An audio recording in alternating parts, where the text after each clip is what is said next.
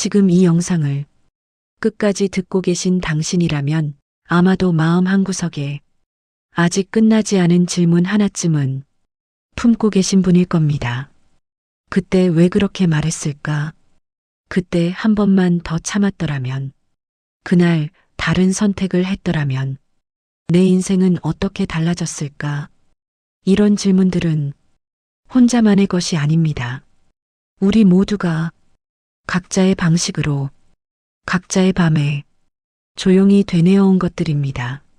젊었을 때는 앞만 보고 달려가느라 돌아볼 여유가 없었습니다. 언젠가는 나아지겠지. 시간이 지나면 잊혀지겠지. 그렇게 믿으며 하루하루를 버텼습니다. 그런데 이상합니다.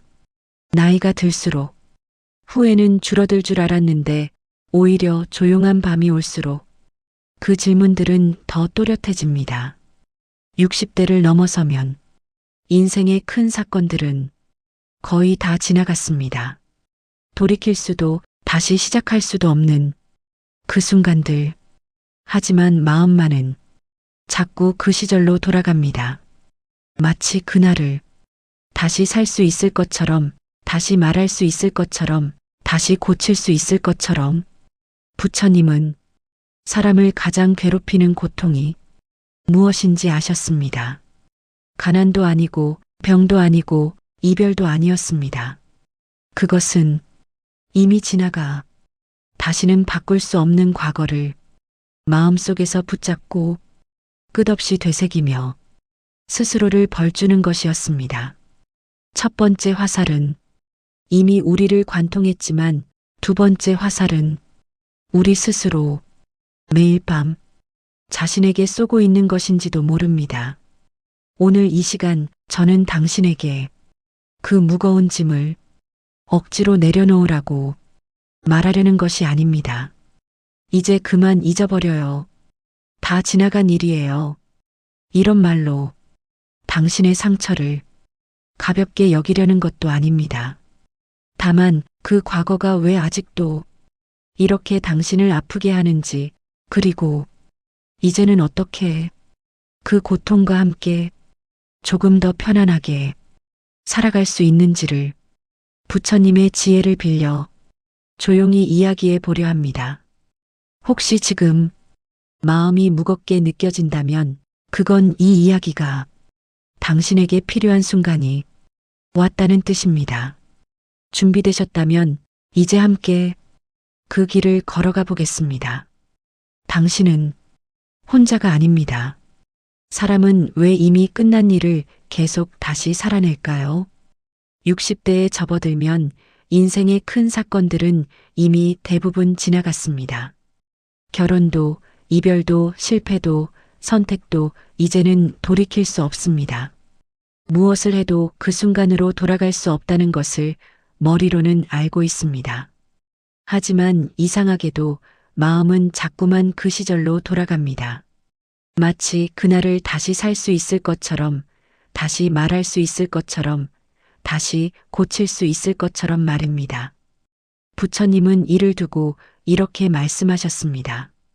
사람은 이미 지나간 화살에 다시 스스로를 찌른다. 첫 번째 화살은 그때의 선택이었지만 두 번째 화살은 지금도 계속 그 장면을 떠올리며 자기 자신을 책망하는 마음이라는 뜻입니다. 그 순간의 고통은 이미 지나갔는데 우리는 그것을 기억 속에서 꺼내어 매일같이 다시 경험하고 있는 것입니다. 한 60대 남성이 있었습니다. 평생 성실하게 살았고 가족을 위해 일만 하던 사람이었습니다. 그런데 어느 날 혼자 남은 집에서 이 말만 되뇌었습니다. 그때 아이한테 한마디만 덜 심하게 했더라면 아이와 마지막으로 크게 다퉜던 날, 그는 아직도 그 표정과 말투를 생생히 기억하고 있었습니다. 아이의 눈빛, 문을 닫고 나가던 뒷모습. 그날 이후 아이와의 관계는 예전으로 돌아오지 않았습니다. 그리고 그는 매일 밤 같은 장면을 수십 번씩 다시 살고 있었습니다. 그는 스스로에게 물었습니다. 왜 나는 그렇게 화를 냈을까? 왜 한 번만 더 참지 못했을까? 왜 좀 더 부드럽게 말하지 못했을까? 하지만 이 질문에는 답이 없었습니다. 시간은 되돌릴 수 없고 그날의 말도 다시 주워 담을 수 없기 때문입니다. 그저 후회만이 그의 가슴을 짓누르고 있을 뿐이었습니다. 부처님은 이런 마음을 이미 끝난 배를 강물에서 다시 끌어오려는 사람에 비유하셨습니다. 배는 이미 떠나가 저 멀리 있는데 사람만 물속에서 허우적거리고 있다는 뜻이었습니다. 과거는 이미 흘러갔는데 우리는 여전히 그 흐름에 발이 묶여 앞으로 나아가지 못하고 있는 것입니다. 그렇다면 우리는 왜 이렇게 과거에 묶여 있는 걸까요? 단순히 미련 때문일까요? 아니면 그보다 더 깊은 이유가 있는 걸까요? 그때 왜 그랬을까라는 말에는 우리가 미처 알아차리지 못한 무언가가 숨어 있습니다. 우리는 흔히 후회를 반성이라고 착각합니다. 내가 잘못을 돌아보고 있으니 이건 좋은 거야. 이렇게라도 괴로워해야 죄를 씻는 거지. 스스로를 괴롭히는 것이 마치 속죄의 한 방법인 것처럼 생각합니다. 하지만 정말 그럴까요? 매일 밤 같은 장면을 되새기며 자신을 책망하는 것이 과연 반성일까요? 부처님은 후회와 반성을 분명히 구분하셨습니다. 반성은 지금의 삶을 바꾸지만 후회는 지금의 삶을 멈추게 합니다. 반성은 다음에는 어떻게 해야 할까라고 묻지만 후회는 그때 왜 그랬을까에서 멈춰섭니다. 반성은 앞을 보게 하지만 후회는 과거에 발목을 잡힙니다. 그리고 후회 속에는 항상 이런 전제가 숨어 있습니다. 그때의 나는 지금의 나처럼 알았어야 했다. 하지만 생각해 보십시오. 그때의 당신은 지금의 당신이 아니었습니다. 그만한 경험도 없었고, 그만한 마음의 여유도 없었고, 그만한 깨달음도 없었습니다. 지금의 당신이 가진 지혜는 수십 년의 시간과 수많은 실수와 고통을 거쳐서 얻은 것입니다. 그런데 우리는 그 지혜를 가지고 과거의 자신을 재판합니다. 마치 답을 알고 있는 사람이 시험 보는 학생을 비웃는 것처럼 말입니다. 부처님은 과거의 나를 지금의 눈으로 재판하지 말라고 말씀하셨습니다. 그건 결과를 알고 있는 사람이 당시의 자신에게 너무 가혹한 판결을 내리는 것과 같기 때문입니다. 우리는 지금 서 있는 곳에서 과거를 내려다보며 왜 그렇게 어리석었을까라고 말하지만 그때의 우리는 그저 그 순간을 버거워하며 최선을 다하고 있었을 뿐입니다. 한 여성은 평생 부모를 원망하며 살았습니다. 그때 나를 조금만 더 이해해줬더라면 내 인생이 이렇게 되진 않았을 텐데. 부모의 차가운 말 한마디, 무심한 태도 하나하나가 그녀의 가슴에 깊은 상처로 남았습니다. 하지만 나이가 들어 부모의 나이를 지나고 나서야 그녀는 처음으로 이 생각을 하게 됩니다. 그때 부모도 처음 겪는 인생이었겠구나. 그들도 서툴렀고 두려웠고 지쳐 있었겠구나. 그 순간 오랫동안 그녀를 짓눌렀던 후회는 조용히 고개를 숙이고 다른 얼굴을 드러냅니다. 바로 이해라는 얼굴입니다. 용서가 아니라 이해였습니다. 그녀는 부모를 용서한 것이 아니라 그저 그때의 부모를 이해하게 된 것입니다. 그리고 그 이해는 자연스럽게 자기 자신에게도 향했습니다. 나도 그랬구나. 나도 그냥 서툴렀던 거구나. 우리는 왜 과거를 놓지 못하는 걸까요? 많은 사람들은 그것을 미련 때문이라고 생각합니다. 아직 그때가 그리워서, 아직 그 사람이 그리워서 놓지 못하는 거야. 하지만 부처님은 사람이 과거에 집착하는 이유를 의외의 말로 설명하셨습니다. 사람은 자신을 벌주기 위해 과거를 붙잡는다. 미련이 아니라 자기 처벌이라는 것입니다. 생각해보면 우리는 과거를 놓는 것이 두렵습니다. 과거를 놓으면 마치 너무 쉽게 용서받는 것 같고 너무 쉽게 잊는 것 같고 마치 잘못이 없었던 것처럼 되어버릴까봐 두려워합니다. 내가 이렇게 쉽게 넘어가도 되는 걸까? 이건 너무 가벼운 거 아닐까? 그래서 우리는 스스로에게 형벌을 내립니다. 잠 못 이루는 밤, 갑자기 몰려오는 죄책감, 웃고 있다가도 문득 가슴이 내려앉는 순간들. 이 모든 것이 우리가 우리 자신에게 선고한 형벌입니다. 한 노인이 있었습니다. 그는 아내를 먼저 떠나보낸 뒤 10년 넘게 자신을 용서하지 못했습니다. 그때 병원에 조금만 더 빨리 데려갔더라면, 그때 내가 조금만 더 주의 깊게 살폈더라면 아내는 지금 옆에 있었을 텐데.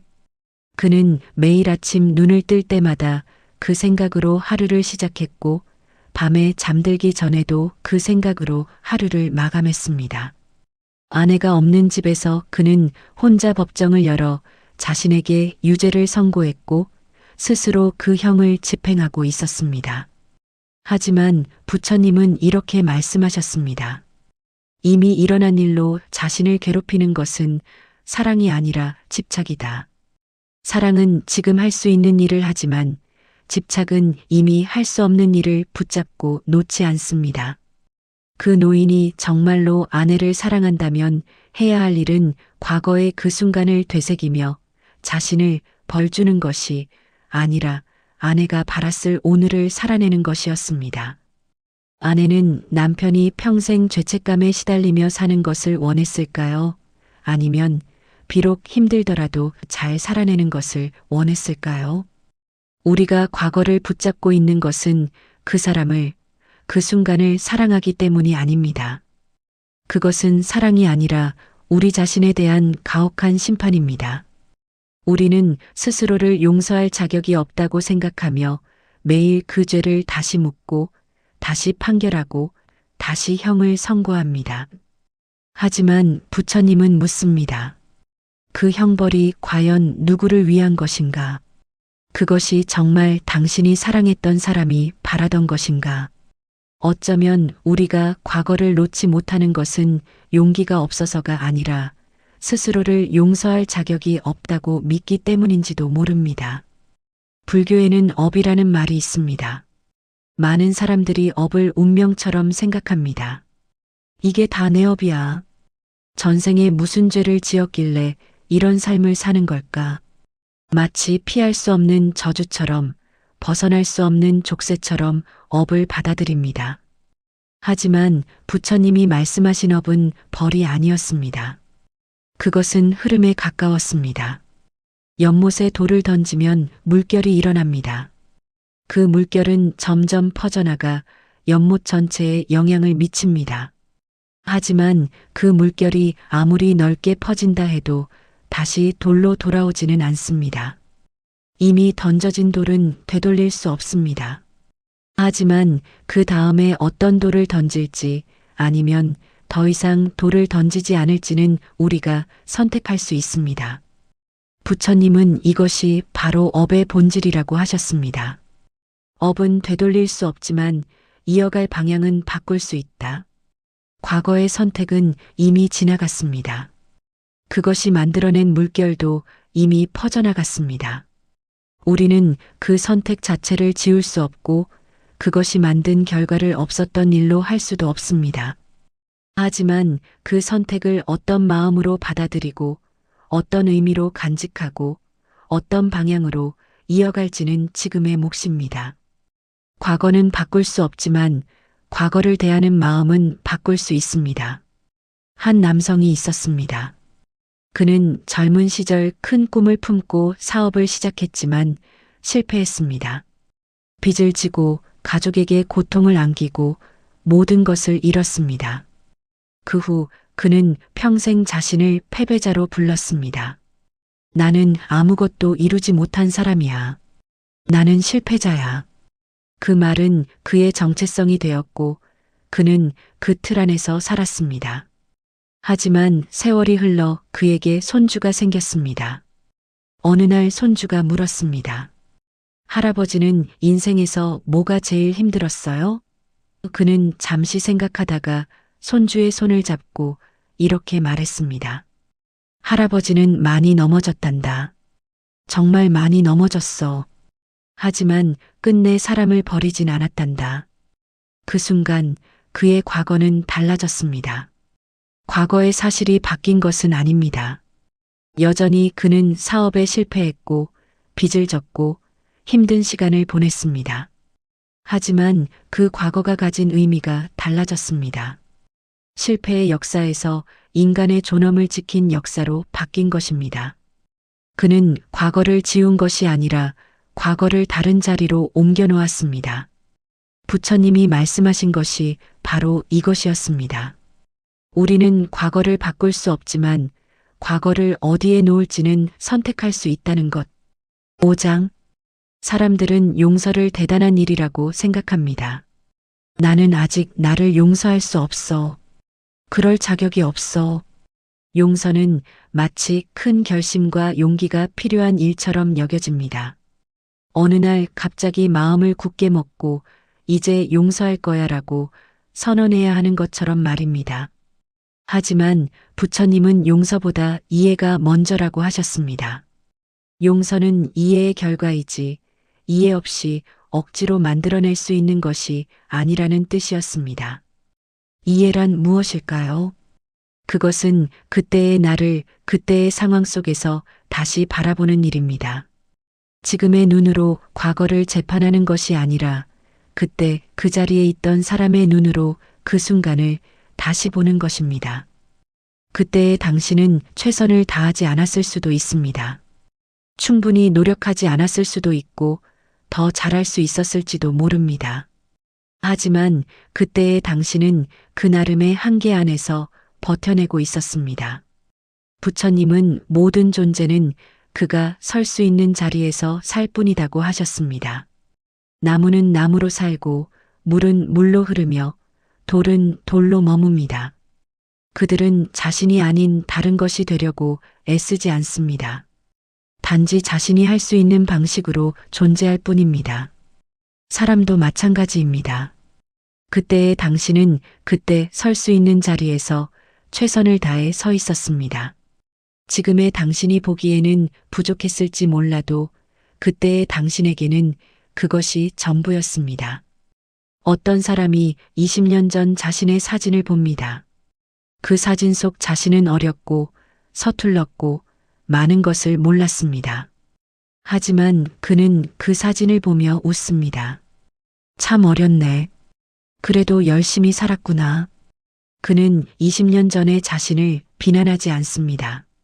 단지 그때는 그랬다는 것을 받아들일 뿐입니다. 그런데 왜 우리는 10년 전, 20년 전의 선택에 대해서는 그렇게 가혹할까요? 사진 속 모습은 웃으며 받아들이면서 그때의 선택과 말과 행동은 왜 용납하지 못할까요? 지금의 당신이 그 자리를 벗어났다면 그건 당신이 잘못됐기 때문이 아니라 성장했기 때문입니다. 과거의 자신이 어리석어 보이는 것은 지금의 자신이 더 현명해졌다는 증거입니다. 만약 20년 전의 당신이 지금의 당신만큼 알고 있었다면 당신은 지난 20년 동안 아무것도 배우지 못한 사람이 될 것입니다. 후회가 사라지는 순간은 이제 용서할게라고 선언할 때가 아니라 그때는 그럴 수밖에 없었구나라고 이해할 때입니다. 그 이해가 찾아올 때 용서는 저절로 따라옵니다. 6장. 과거를 잊으세요. 이제 그만 놓으세요. 사람들은 흔히 이렇게 말합니다. 하지만 정말 과거를 잊을 수 있을까요? 20년, 30년을 함께 살아온 기억을, 평생 가슴에 품어온 후회를 어느 날 갑자기 지워버릴 수 있을까요? 그것은 마치 나무에게 뿌리를 잊으라고 하는 것과 같습니다. 뿌리는 나무의 일부이고 과거는 우리 삶의 일부입니다. 그것을 억지로 잊으려 하면 오히려 더 강하게 떠오를 뿐입니다. 부처님은 과거를 잊으라고 하지 않으셨습니다. 다만 그 자리에 머무르지 말라고 하셨습니다. 이것은 매우 중요한 차이입니다. 잊는 것과 머무르지 않는 것은 다릅니다. 잊는다는 것은 그것이 없었던 일처럼 지우는 것이지만 머무르지 않는다는 것은 그것을 인정하되 그곳에 갇히지 않는 것입니다. 과거는 우리가 지나온 길이지 우리가 영원히 서 있어야 할 자리가 아닙니다. 부처님은 이렇게 말씀하셨습니다. 과거는 가슴에 묻는 것이 아니라 등에 메고 가는 것이다. 가슴에 묻으면 그것은 상처가 됩니다. 숨을 쉴 때마다 아프고 가슴을 짓누르고 심장을 조여옵니다. 하지만 등에 매면 그것은 짐이 됩니다. 무겁기는 하지만 앞으로 걸어갈 수는 있습니다. 그리고 그 짐을 어떻게 싸느냐에 따라 무게가 달라집니다. 어떤 사람은 과거를 원망으로 쌉니다. 왜 나한테만 이런 일이, 왜 나만 이렇게 힘들게 살아야 해? 원망으로 싼 짐은 점점 더 무거워집니다. 시간이 지나도 가벼워지지 않고 오히려 더 묵직하게 등을 짓누릅니다. 또 어떤 사람은 과거를 후회로 쌉니다. 그때 내가 잘못해서, 내가 부족해서 후회로 싼 짐도 마찬가지로 무겁습니다. 한 발짝 걸을 때마다 그 무게가 느껴지고 앞으로 나아가기가 점점 힘들어집니다. 하지만 과거를 가르침으로 쌀 수도 있습니다. 그때 그 일이 있었기에 나는 이것을 배웠다. 그 고통이 나를 더 깊은 사람으로 만들었다. 가르침으로 싼 짐은 여전히 무겁지만 그 무게가 의미를 갖습니다. 그것은 단순히 짐이 아니라 자산이 됩니다. 등에 메고 가야 할 것이지만 동시에 나를 성장시키는 것이 됩니다. 부처님은 짐이 되지 않게 가르침으로 바꿀 때만 그 무게는 줄어든다고 말씀하셨습니다. 과거를 놓는다는 것은 과거를 버리는 것이 아닙니다.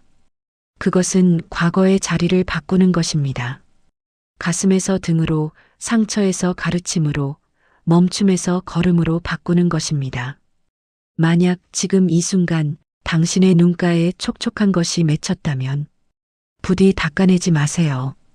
그 눈물은 약함의 표시가 아니라 당신이 아직도 진실한 마음으로 자신의 삶을 돌아보고 있다는 가장 확실한 증거입니다. 오늘 이 시간 동안 우리는 함께 오래 묻어두었던 질문 앞에 섰습니다. 그때 왜 그랬을까? 그 물음이 얼마나 무거웠는지, 그 무게를 얼마나 오래 혼자 짊어져 왔는지 이제는 말하지 않아도 서로 알 것 같습니다. 부처님의 가르침을 빌려 우리가 오늘 발견한 것은 후회를 지우는 방법이 아니라 후회와 함께 살아가는 지혜였습니다. 그때의 당신은 지금의 지혜를 갖지 못했지만 그 나름의 한계 속에서 최선을 다하고 있었습니다. 단지 버거웠을 뿐 악하지 않았습니다. 단지 몰랐을 뿐 무심하지 않았습니다. 그리고 무엇보다 지금 이렇게 자신의 과거를 마주할 용기가 있는 당신은 이미 그때의 당신보다 훨씬 더 넓은 사람으로 성장해 있습니다. 오늘 밤 잠자리에 들기 전 한 번만이라도 거울을 보며 그때의 자신에게 이렇게 말해보면 어떨까요? 그때도 너는 살아내고 있었다. 고생했다. 이제는 조금 쉬어도 된다. 이 한마디가 어색하게 느껴질 수도 있습니다. 평생 자신을 엄하게 대해온 분들에게는 더욱 그럴 것입니다. 하지만 부처님은 자기 자신에게조차 자비를 베풀지 못하는 사람은 누구도 온전히 사랑할 수 없다고 말씀하셨습니다. 이제는 당신이 당신 자신의 가장 따뜻한 친구가 되어줄 차례입니다. 남은 인생은 과거를 고치는 시간이 아니라 현재를 온전히 사는 시간입니다. 이미 지나간 일로 오늘의 햇살까지 가릴 필요는 없습니다. 이미 울린 종소리로 지금의 고요까지 깨뜨릴 필요는 없습니다. 부처님의 마지막 말씀처럼 지금 숨쉬는 이 순간이 새로운 시작입니다. 오늘 이 영상이 당신의 긴 여정에 작은 쉼표 하나 정도라도 놓아줄 수 있었다면 이 시간은 충분히 의미가 있었습니다. 당신은 이미 충분히 잘 살아왔습니다. 그리고 앞으로도 그럴 것입니다. 고맙습니다. 오늘 이 자리에 함께 해주셔서